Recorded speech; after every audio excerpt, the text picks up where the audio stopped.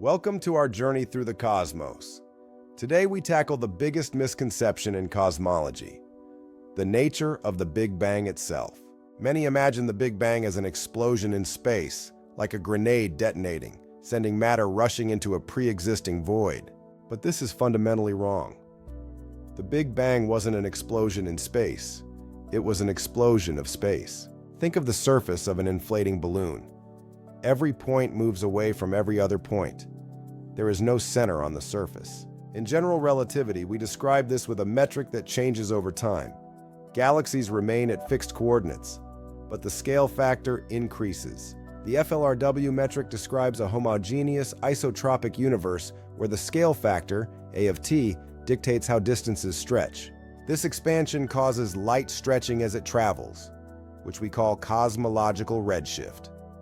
It's distinct from the Doppler shift of moving objects. As space stretches, the wavelength of photons traveling through it stretches too, shifting them towards the red end of the spectrum. Or consider raisin bread rising. The dough is space. The raisins are galaxies. They aren't moving through the dough. The dough between them is growing. This leads to Hubble's law. The farther away a galaxy is, the faster it appears to be receding from us. It's a linear relationship. Twice the distance means twice the recession velocity, a direct consequence of uniform expansion. Going backward, we don't find a single point in an empty room.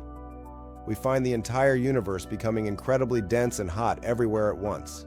This singularity is a moment when our metric breaks down, suggesting the scale factor was zero.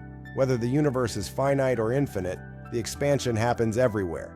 If it's infinite now, it was infinite at the Big Bang too.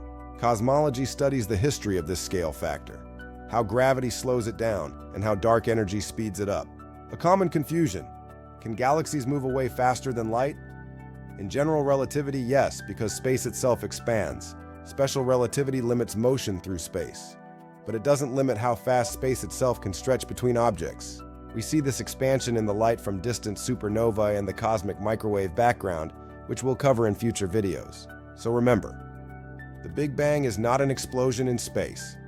It is the evolution of the metric of space itself. The dynamics of this expansion are governed by the Friedmann equations, derived from Einstein's field equations. Next time, we'll dive into redshift specifically, the primary evidence that allows us to measure this cosmic expansion. I'm David. Thanks for watching Cosmology, the story of the universe. See you in the next episode.